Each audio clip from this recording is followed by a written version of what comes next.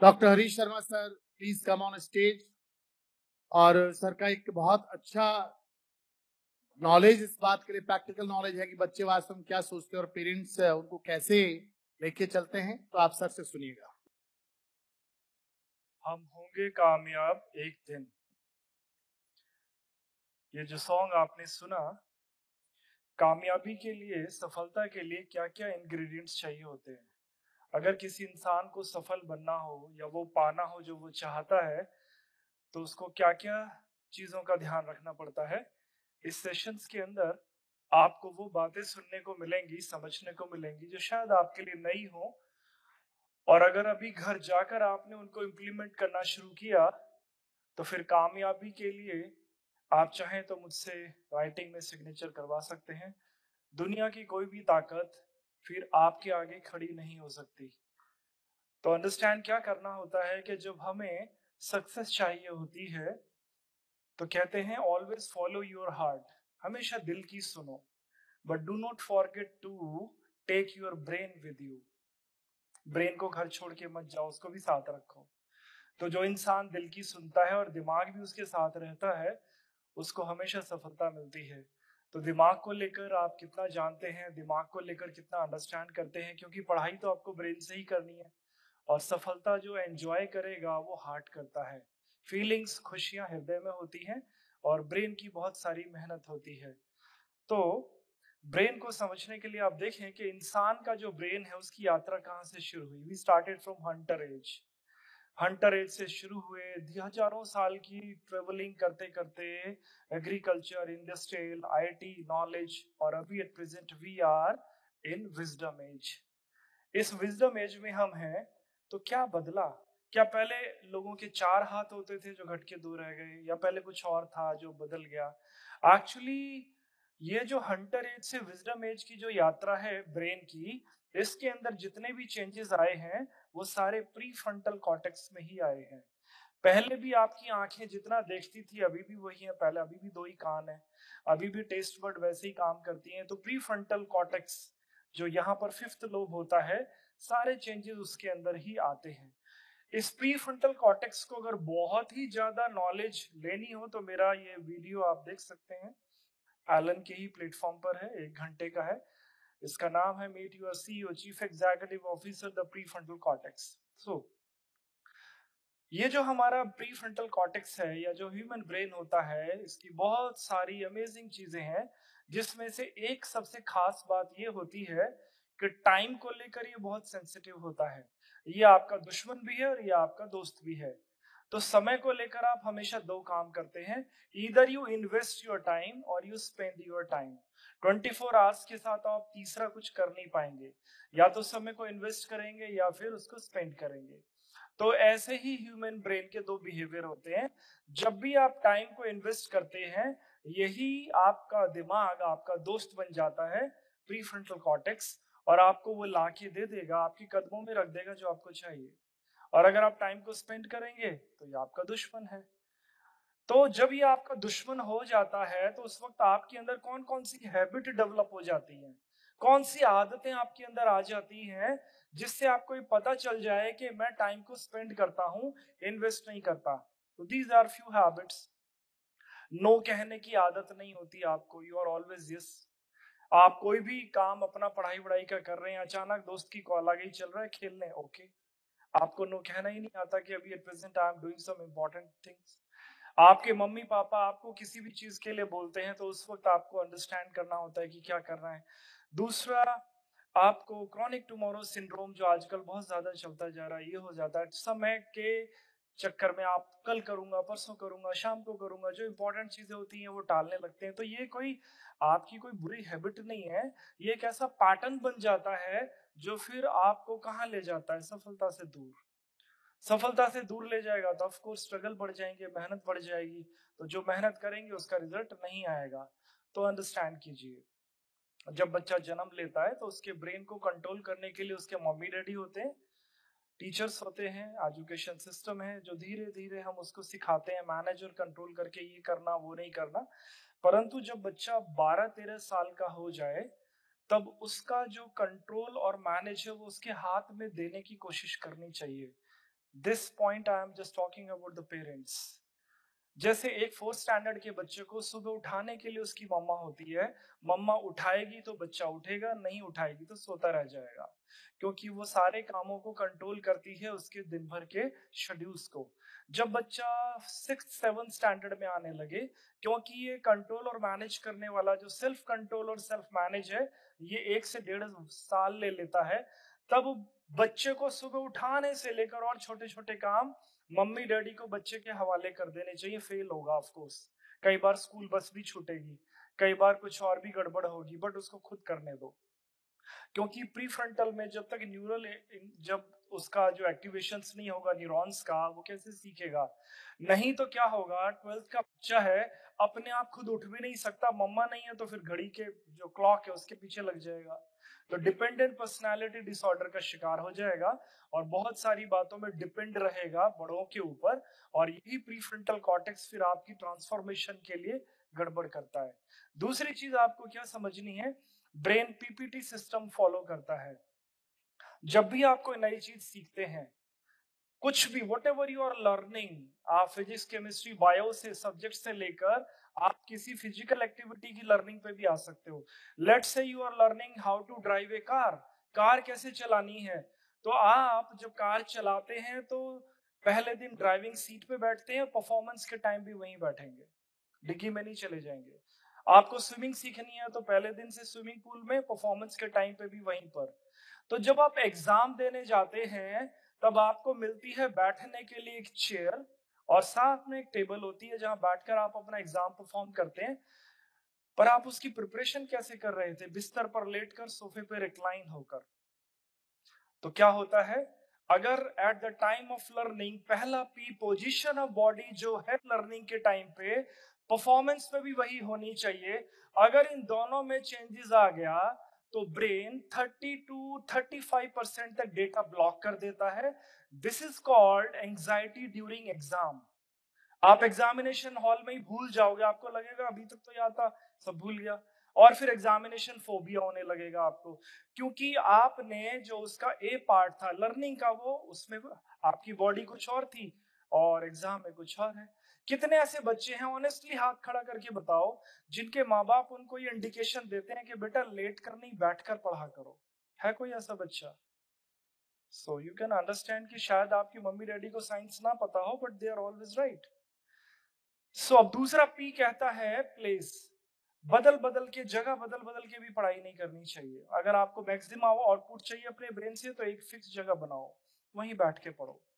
मन नहीं लग रहा तो छत पे चला गया, मन नहीं लग रहा उधर आ गया, ऐसा नहीं होना चाहिए। जैसे स्कूल में होता है ना, आपका मन लगे या ना लगे, आपको एक ही रूम मिलता है पूरे साल भर। तीसरा होता है टी, बोले तो टाइम।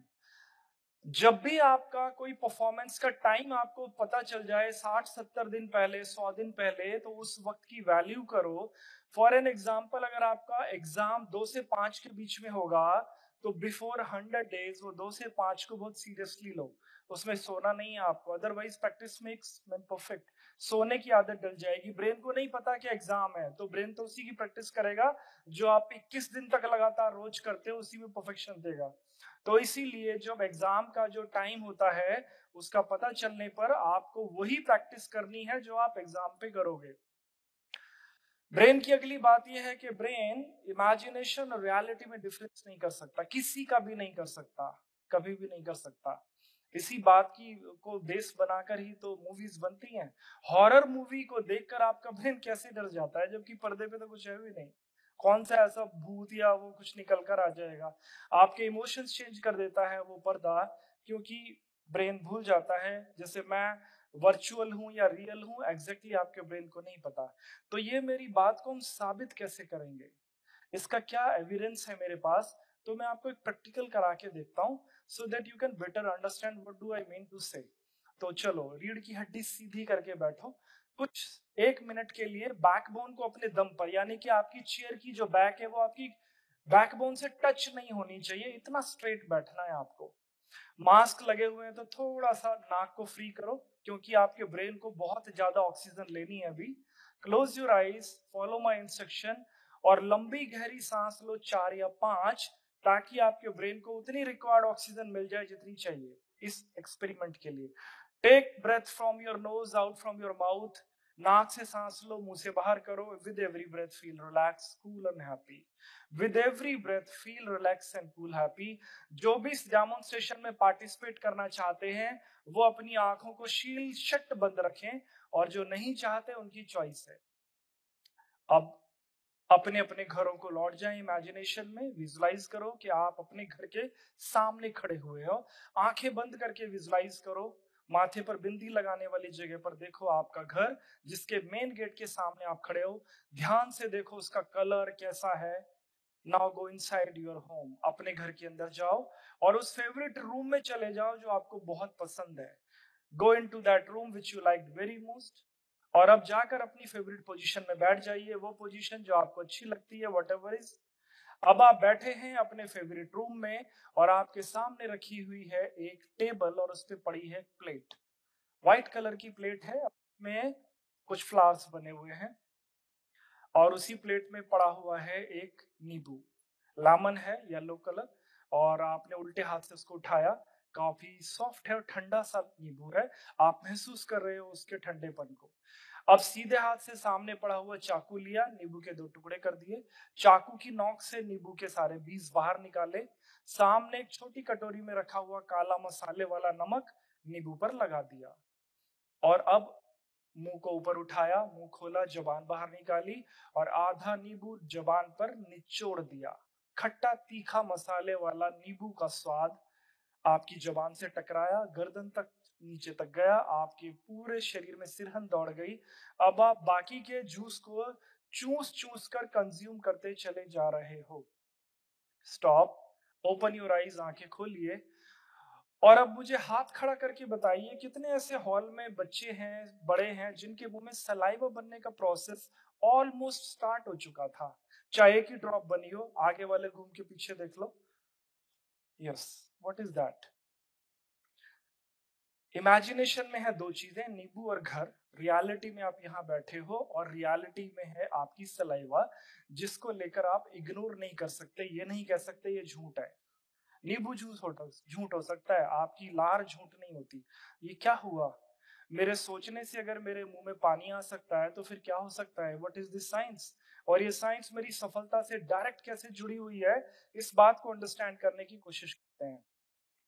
हमारी जिंदगी में जो सिचुएशन होती है वो हमेशा हमारी लाइफ के बाहर होती है, जिसपे ना तो हमारा कंट्रोल होता है, ना हमारी इन्वॉल्वमेंट होती है, और ना हमारा उससे लेना देना होता है। उसको सिचुएशन कहते हैं जिसमें आपका कोई रोल नहीं है। सो सिचुएशन ये है कि आप अपने घर जा रहे हो और गली में, आप गली को क्रॉस करके अपने घर पहुंच रहे हो, and in the street there is a dog. कुत्ता बैठा हुआ है गली के बीच में। आपकी आंखों ने कुत्ता देखा, फोटो ब्रेन में भेज दिया डीप लिम्बिक सिस्टम के पास, और उसी वक्त आपको एक थॉट आया सबसे पहले, कहीं ये कुत्ता मुझे काट तो नहीं लेगा। This thought you came. और उसी वक्त जैसे ही थॉट आया, फीलिंग्स आ गई फियर की, और जैसे ही फियर की फीलिंग्स आई उसी वक्त आपका बिहेवियर चेंज हो गया। What is behaviour? आपका शरीर जो भी करता है उसको बिहेवियर कहते हैं। उठना, बैठना, मारना, पीटना, रोना, जोर से बोलना, बदतमीजी करना, गाली देना, व्हाटएवर, इसको बिहेवियर कहा जाता है। तो बिहेवियर बदल गया और आपने एक पत्थर उठा लिया डिफेंस के लिए। आप नहीं जानते कि उस कुत्ते का मालिक जो आपके बिहेवियर को देख रहा है, he will not appreciate that. और उसी वक्त आपका फिजिकल रिएक्शन चेंज हो गया, स्वेटिंग आ गई, हार्ट बीट बढ़ गई, कॉर्टिसोल हार्मोन्स रिलीज हो गया, और बहुत सारे चेंजेस आ गए, बीपी भी आपका ऑलमोस्ट बढ़ गया। तो ये 4 चीजें हुई। अब हम इसको एक दूसरे पार्ट में देखते हैं। सिचुएशन अभी भी वही है कि there is a dog in the street, और आपको थॉट आया, wow what a beautiful dog, कितना सुंदर कुत्ता है यार, ये तो मेरे घर होना चाहिए। तो जैसे ही आपने ऐसा सोचा उसी वक्त आपकी फीलिंग बदली और हैप्पीनेस क्रिएट हो गई। अब आप कॉन्फिडेंटली कुत्ते की तरफ जा रहे हैं। कुत्ते ने आपको देखा, पूंछ हिलाई, आपने बिस्किट निकाल के उसको खिलाया, और कुत्ते का मालिक अब आपके इस बिहेवियर को अप्रिशिएट कर रहा है। और फिर फिजिकल फिजिकल रिएक्शन चेंज हो गए। तो ये जो सलाइवा थी ये फिजिकल रिएक्शन था, जो मैं आपको सोचवा रहा था वो नींबू था, और फीलिंग्स आने के बाद ये सर्कल बना जिसको आपने रियलिटी में समझा। तो इस पूरे साइकिल में अगर मैं इस कुत्ते को हटाकर यहाँ पर एग्जाम डाल दूं तो एग्जाम को लेकर सबकी सोच अलग अलग होगी। अगर आपका थॉट नेगेटिव है तो फीलिंग्स, बिहेवियर और फिजिकल रिएक्शन बदल जाएगा, सीधा असर आपकी सफलता पे। और अगर आपका थॉट पॉजिटिव हुआ एग्जाम को लेकर, फिर सर्कल चेंज होगा और सफलता के कूद कर आप आगे चले जाओगे। तो यहाँ पर फ्रीडम है सोचने की, जो आपके हाथ में है, बाकी कुछ आपके हाथ में नहीं है, ऑटो मोड पे चलता है। आप देखते हो सिचुएशन और दुनिया देखती है आपका बिहेवियर। फीलिंग्स और थॉट आपके अंदर चलते हैं, इसलिए लोग आपको बार बार कहते हैं be positive, be positive, positive सोचो। तो प्रैक्टिस करोगे आप पॉजिटिव होने की तो ऑफ कोर्स ऑटो मोड में भी पॉजिटिव हो जाओगे। शिकायतें जो लोग बहुत ज्यादा करते हैं उनके ब्रेन में नेगेटिव के सर्कल चलते हैं, फिर एएनटी हो जाता है, ऑटोमेटिक नेगेटिव थॉट प्रोसेस। तो ये फीलिंग्स क्या है इसको थोड़ा अंडरस्टैंड करते हैं। ये जो मैं बार बार फीलिंग्स कह रहा था, फीलिंग्स को हमारी भाषा में कहते हैं न्यूरोट्रांसमीटर और या हॉर्मोन्स। बहुत बहुत तरह के होते हैं, और अभी हम इसमें हैप्पी हॉर्मोन्स, यानी कि अगर आप पॉजिटिव सोचते हो तो किस प्रकार से हैप्पी हॉर्मोन्स आपके निकलते हैं और उसका असर क्या होता है। तो अभी मैं केवल 4-5 ही बताऊंगा, बताने के लिए तो मोर देन 45 होते हैं अलग अलग तरह के, बट अभी इतने ही चलेंगे। तो ये हैप्पी केमिकल्स होते हैं जो आपकी सफलता के लिए एक इंपॉर्टेंट इंग्रेडिएंट्स होते हैं। आज तक मैंने दुनिया में कोई ऐसा इंसान नहीं देखा जो नेगेटिव सोच के टॉपर बन गया हो। मुझे मुझे तो नहीं मिला, कोई मिले तो बता देना। आपका पॉजिटिव सोचना मैंडेटरी होता है और ये आपके ही हाथ में, इसको कोई नहीं कहेगा। तो यहाँ पर अभी 2 हार्मोन्स हैं, डोपामिन एंड ऑक्सीटोसिन। तो मैंने सोचा कि माना कि मेरा एग्जाम टफ है, माना कि ये मैथ मुझे समझ नहीं आ रहा, फिर भी मैं मेहनत करूंगा, ऐसा मैंने सोचा। I know though I am poor in math, I know though I am weak in physics, still I would work hard. यद्यपि मैं फिजिक्स में वीक हूं फिर भी मैं मेहनत करूंगा, यद्यपि मेरा फोकस छोटा है फिर भी मैं मेहनत करूंगा, ऐसा थॉट मैंने दिया। तो फिर क्या होगा, हॉर्मोन्स बनने लगते हैं। तो डोपामिन का काम क्या होता है? एग्जैक्टली डोपामिन का काम यह होता है कि जो चीज आपको पसंद आती है, यानी कि पॉजिटिव रहते हो, उस चीज को प्राप्त करवाने के लिए आपकी बॉडी से एनर्जी को रिलीज करता है। फिर से सुना रहा हूं, जो चीज आपको पसंद है, जो चीज आपको चाहिए, उसको प्राप्त कराने के लिए आपकी बॉडी से एनर्जी को रिलीज करता है। और जो चीज आपको नहीं चाहिए, जो आपको जबरदस्ती करवाई जाएगी, उसको वो लेगा ही नहीं, तो बॉडी से एनर्जी भी ब्लॉक कर देगा। इसीलिए पढ़ाई में आप बोर हो जाते हो समटाइम्स, बिकॉज यू फील कि मुझे नहीं चाहिए, पर्पस खो जाता है, आपका गोल गड़बड़ हो जाता है। तो डोपामिन क्या करेगा, वो चीज प्राप्त करवाएगा जो चाहिए। अब क्या होता है इस डोपामिन से? इस डोपामिन से फोकस और कंसंट्रेशन अनंत गुना बढ़ जाता है, क्योंकि बॉडी एनर्जी रिलीज करती ही रहती है। तो आप थकते नहीं हो, ना 2 घंटे में थकोगे ना 20 घंटे में थकोगे, नींद घट जाएगी और फ्रेश ज्यादा रहोगे, एंजाइटी चली जाएगी। अगर आपको अपनी पढ़ाई, अपना जो गोल है वो नहीं पता, भूल गए, तो ये डोपामिन टीन स्टेज में हाईवे नंबर 2 पे आपको डाल देगा। और हाईवे नंबर 2 जो होता है, यू कैन बेटर अंडरस्टैंड के टीन एज में मेरी पढ़ाई के बाद दूसरी लाइकिंग क्या होती है, अपोजिट जेंडर अट्रैक्शन। अब वो चीज मुझे पसंद है तो डोपामिन कहेगा अब यही चाहिए मुझे, तो सारा फोकस, सारी एनर्जी वहां चली जाएगी, पढ़ाई पीछे चली जाएगी। तो आपको ये समझना होगा कि इसको क्यों में लगाना है। भाई एज ए डॉक्टर मेरे लिए तो दोनों चीजें ठीक है, बुरा कुछ भी नहीं है, बट आपका पहले नंबर पर क्या आना चाहिए। अगर आपको लग रहा है पहले मैं लव अफेयर में पड़ जाऊं तो पड़ जाओगे और विश करियर नहीं मिलेगा, क्योंकि करियर वेट नहीं करेगा, उसके लिए सर्टेन एज है। तो फाइनल ईयर में पहुंच जाओ, 23-24 साल के हो जाओ, then you go for the second. Oxytocin क्या करता है? ऑक्सीटोसिन इनसिक्योरिटी जो होती है उसको खत्म करता है, बिलोंगिंगनेस को बढ़ाता है, डर लगना बंद हो जाता है, होपलेसनेस को खत्म कर देता है। तो ये कहाँ मिलता है? जब आप अपने बड़ों की रिस्पेक्ट करते हो, मम्मा को हक कर रहे हो, मम्मा आपको हक कर रही है, डैड आपको ब्लेस कर रहे हैं, आप डैड के गले मिल रहे हो। तो जैसे होली का त्योहार क्या होता है, ऑक्सीटोसिन को बढ़ा के रखता है, because you touch human body. When you touch human body तो ऑक्सीटोसिन का लेवल बढ़ेगा, इनसिक्योर आप फील होना बंद कर जाओगे। तो इसीलिए पढ़ाई के दौरान मम्मी डैडी के काम होते हैं बच्चों को प्यार करें ज्यादा, क्योंकि उनके माँ बाप तो एक ही होते हैं, टीचर्स तो बहुत सारे हैं। तो you can not have replacement of your mom and dad. तो मम्मी डैडी को प्यार थोड़ा ज्यादा फोकस करना चाहिए। और अगले दो हॉर्मोन्स हैं मेलाटोनिन, सेरोटोनिन। ये भी हैप्पी हॉर्मोन्स हैं। ये नाइट हॉर्मोन्स होते हैं, रात को सोते वक्त। इसका मेलाटोनिन का काम क्या होता है? ये टेंशन, डिप्रेशन, एंजाइटी का एंटीडोट होता है। जब सिचुएशन से आपको टेंशन, डिप्रेशन, एंजाइटी आएगी तो इंटरनल फाइट करेगा और आपकी एंजाइटी को कुछ ही घंटों में खत्म कर देता है। मेलाटोनिन का ये काम है। तो आपको कहीं डिप्रेशन में जाने ही नहीं देता है। तो आपको ना मेडिसिन चाहिए, ना काउंसलिंग चाहिए, कुछ नहीं चाहिए। बट मेलाटोनिन कब बनेगा? जब आप 11 बजे तक सो जाओगे, 11 साढ़े 11 मैक्सिमम। और ये इसका बनने का टाइम 10 बजे से स्टार्ट होता है, सुबह 3-4 बजे तक बनता रहता है ये। इसके लिए कंडीशन ये है pitch dark and deep sleep, गहरा अंधकार और आंखें बिल्कुल बंद, गहरी नींद में होनी चाहिए, तो मेलाटोनिन बनेगा। अब अगर आप रात को जाग कर पढ़ाई करते हो तो आपके जीनियसनेस में कोई भी फर्क नहीं पड़ेगा। मैं आपको गारंटी दे रहा हूं कि आपके मार्क्स कम नहीं होंगे, उतने ही आप इंटेलिजेंट रहोगे। जो बच्चे रात को पढ़ते हैं वो उतने ही जिए। पर फर्क क्या पड़ेगा? फर्क पड़ेगा आपके बिहेवियर में।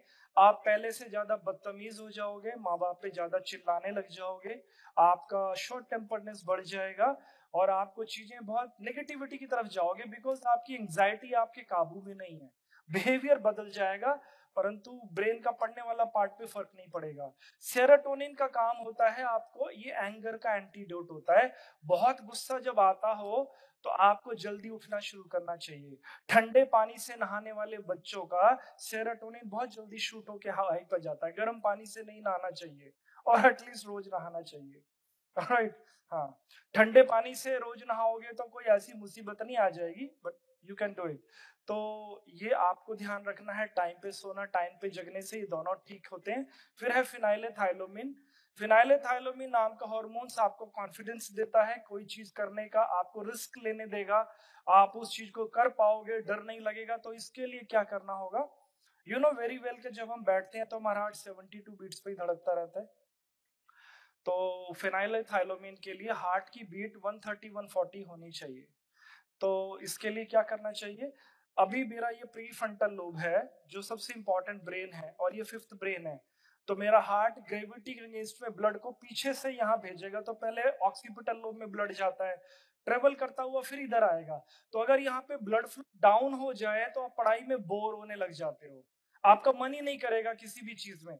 तो प्रीफ्रंटल लोब में ब्लड फ्लो हाई रहना चाहिए। तो इसके लिए आपको 2 घंटे की पढ़ाई और 10 मिनट की फिजिकल एक्टिविटी, फिर 2 घंटे की पढ़ाई, फिर 10 मिनट की फिजिकल एक्टिविटी। अगर आप किसी ऐसी कोचिंग में हैं जहां पर आप लगातार 6 घंटे पढ़ते हो, तो 2 घंटे के बाद जब ब्रेक मिलता है तो आप 100 स्टेयर्स को चढ़ लो, उतर लो, उसी में ही काम हो जाएगा आपका। पुशअप मारने की कोचिंग इंस्टीट्यूट में जरूरत नहीं है, बट डू समथिंग फिजिकल। और अगर आप इंटेंस एक्सरसाइज करोगे तो फिर उसका रिजल्ट और ज्यादा आएगा। तो इसलिए जो बच्चे सारे दिन बैठे ही रहते हैं, कुछ नहीं करते, धीरे धीरे उनका कॉन्फिडेंस डर खत्म होता है, फिर उनको डर लगने लगता है। तो ये कुछ बातें हैं समझने की। अब और क्या अंडरस्टैंड करना है? सफलता के लिए आपका फूड इनटेक जो है उसमें भी आपको ध्यान रखना पड़ेगा। जो आप खाते हो वो क्या चीज है क्योंकि फूड तो आपको एनर्जी देगा ना। तो एनर्जी मिल भी रही है क्या नहीं मिल रही? So understand this. हमारी बॉडी में सेल, न्यूक्लियस, डीएनए, आरएनए जो भी आप खाते हो, फाइनली जो फूड का लास्ट पार्टिकल है, जब वो ब्रेक डाउन होता है तो उसको प्यूरिन कहते हैं। प्यूरिन ब्रेक डाउन होगा तो मोनोसोडियम यूरेट मोनोहाइड्रेट में कन्वर्ट होगा। आम भाषा में इसको कहते हैं यूरिक एसिड। यूरिक एसिड लगातार शरीर में बनता ही रहता है और डिस्चार्ज भी होता ही रहता है। बट अगर जरूरत से ज्यादा यूरिक एसिड हमारी बॉडी में हो जाए स्टॉक, तो फोकस और कंसंट्रेशन घट जाएगा, बड़ा नहीं होगा। तो फिर क्या करना चाहिए? सबसे ज्यादा यूरिक एसिड होता है सुबह सुबह हमारे शरीर में। तो उस वक्त आपको क्या करना चाहिए? ये यूरिक एसिड वाटर सोल्यूबल होता है। 1 लीटर गुनगुना पानी पियो, 15-20 टेम्परेचर का वाटर, 1 लीटर पियो। स्टार्ट करो आधे से और फिर 3-4 घंटे में पूरा यूरिक एसिड डिस्चार्ज होगा, आपकी बॉडी डिटॉक्सिफाई हो जाएगी, अल्कलाइन हो जाएगी बॉडी, एसिडिक नहीं रहेगी और फिर आप पूरे दिन फ्रेश तो महसूस करोगे, फोकस और कंसंट्रेशन भी बढ़ा रहेगा। तो सुबह सुबह पानी पीने की सलाह अगर मम्मी पापा देते हैं तो उसको सीरियसली लो।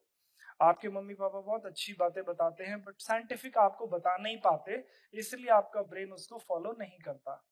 अब ये आपकी फेवरेट चीजें हैं, तो जिनके बगैर आप रह नहीं पाते, तो आज एक नई चीज और समझ लो। ह्यूमन ब्रेन कभी भी बर्गर नहीं खाता, ना पिज्जा खाता, ना लेज खाता, ना नमकीन खाता। ह्यूमन ब्रेन इसमें से एक ही चीज चुन लेता है और वो होती है सोडियम। उसको सोडियम का एडिक्शन होता है। तो जिस ब्रेन को सोडियम का एडिक्शन है उसका फोकस हमेशा घटा रहेगा, क्योंकि सोडियम बढ़ते ही पोटेशियम घट जाता है। नहीं तो आप एक काम करो, एक फीका बर्गर खा के बताओ मुझे पूरा, एक ऐसा पिज्जा खा के बताओ जिसमें नमक नहीं है। आप एक सब्जी की कटोरी में चम्मच तो खा नहीं पाते। तो ब्रेन को क्या चाहिए? सोडियम, उसका एडिक्शन होता है उसको, और वही चीज उसकी फोकस और कंसंट्रेशन में गड़बड़ करती है। तो जो लोग कम नमक खाते हैं उनका फोकस कंसंट्रेशन ज्यादा रहता है। इसीलिए हिंदू मैथोलॉजी में नमक को फास्ट से कनेक्ट कर दिया है कि आज हनुमान जी का व्रत है, नमक नहीं खाना। हनुमान जी का नमक से क्या लेना देना है? आप इतनी कॉमन सेंस तो लगा सकते हो ना। बट उस दिन आप फल खाओगे तो क्या पोटेशियम बढ़ेगा। तो आप देखो, गॉड मेड फूड और ह्यूमन मेड क्या होता है। टमाटो, कुकम्बर, लैट्यूस, एप्पल, बनाना, इसमें भगवान जी ने कितना कितना सोडियम डाला है। वो ज्यादा वो भी डाल सकते थे। और इंसान जब कुछ बनाता है तो कितना सोडियम डालता है। तो इसलिए I am not against of your pizza burger, मैं आपके सोडियम के खिलाफ हूं, उसको ज्यादा मत खाओ। और अगर बड़े लेवल पे जाना है तो और अंडरस्टैंड क्या करना है कि प्री फ्रंटल लोब में एक बात और होती है, टाइम को वो सेंस नहीं कर पाता। तो सोशल मीडिया और वीडियो गेम बनाने में एक डेजिग्नेशन होता है जिसका नाम होता है अटेंशन मैनेजर। अटेंशन मैनेजर का बहुत बड़ा रोल होता है सोशल मीडिया में और वीडियो गेम्स के जो डेवलपर होते हैं उनके लिए। तो ये अटेंशन मैनेजर कौन होते हैं? ये होते हैं बिहेवियरल एंड्रोक्राइनल साइकोलॉजिस्ट। इनका ये सब पढ़ाई करनी होती है। तो ये जो बिहेवियरल एंडोक्राइनल साइकोलॉजिस्ट होते हैं, इनको ये पता होता है कि डोपामीन की जो 4000 गुना शॉट कैसे निकालनी है ब्रेन से। तो वो उनको वो एक्टिविटी बताते हैं, क्योंकि डोपामीन बहुत ज्यादा निकलेगा आप तो उसमें चिपके ही रहोगे ना, फिर आपका बी पॉइंट गायब हो जाएगा। तो बैठोगे 2 बजे और रात हो जाएगी पर आप मोबाइल नहीं छोड़ सकते, क्योंकि उसके पीछे हमारे जैसे लोग ही होते हैं जो आपको एडिक्शन में डाल देते हैं। तो इसलिए आप उस चीज का भी ध्यान रखो। अब हमें अंडरस्टैंड करना है पोटेशियम को। पोटेशियम में सुबह सुबह सबसे पहले आपको फ्रूट्स खाने चाहिए, 3-4 तरह के स्प्राउट्स लेने चाहिए, और ये होना चाहिए 70% आपका मील, और उसके बाद 30% जो आपको पसंद है। अगर आपने ऐसा करना कल से शुरू कर दिया तो विद इन मंथ आप अपना मैजिक देख सकते हो कि आपका क्या चेंज आ गया। लंच में भी थोड़ा चेंज करो। सबसे पहले एक प्लेट सैलड की खाओ, दिस इज अगेन पोटेशियम। और फिर जो भी फूड आपका है, सैलड को खाने के साथ साथ नहीं खाना चाहिए, पहले एक बाउल सैलड की होनी चाहिए, फिर खाना खाओ। ये सब चीजें करेंगे तो आपका चेंज हो जाएगा। अब अगला ये है कि जो पेरेंट्स होते हैं, उन पेरेंट्स को अपने बच्चों को प्यार इसलिए करना चाहिए ताकि उनको रिस्पेक्ट मिले, राइट। तो ये आदान प्रदान होता है। बच्चे प्यार नहीं करते, बच्चे रिस्पेक्ट करते हैं। आपका काम प्यार करने का होता है। तो यहाँ पर एज ए पेरेंट्स आपको क्या अंडरस्टैंड करना है, 3 तरह से आपका रोल होता है। जैसे प्राइमरी स्कूल, मिडिल और सीनियर का होता है। छोटे बच्चों को परवरिश करने के लिए आपको एथिकल टीचर बनना होता है। तो इसमें ही आपको ऑनेस्टी, इंटीग्रिटी सिखानी होती है। फिर उसके बाद मैनेजर और कंट्रोलर। और जब बच्चा 9th-10th से आ जाए अब तक, तब उसके फिर कोच और काउंसलर आपको बनना होता है। और कोच और काउंसलर अगर आप बच्चे के इस एज में नहीं बन पाएंगे तो बच्चा रिबेलियस हो जाएगा, आपके काबू से बाहर हो जाएगा और आपका कहना मानना बंद कर देगा। वो बच्चों का फॉल्ट नहीं होता, वो फॉल्ट होता है माँ बाप का, सीधा सीधा, क्योंकि वो नई चीज नहीं सीखना चाहते। तो इसलिए become a coach and counsellor of your grown up child, और उसके सवालों के जवाब में जो वो पूछना चाहता है उसको राइट आंसर चाहिए। यही कुछ बातें अभी मैं बता पाया आधे घंटे में। मैं आपके साथ इंटरेक्शन में हमेशा रहूंगा। किसी भी पेरेंट्स को, बच्चे को कोई भी प्रॉब्लम हो, कुछ भी हो, तो मुझसे मिल सकते हैं। आज के लिए इतना ही। Thank you very much. नमस्ते।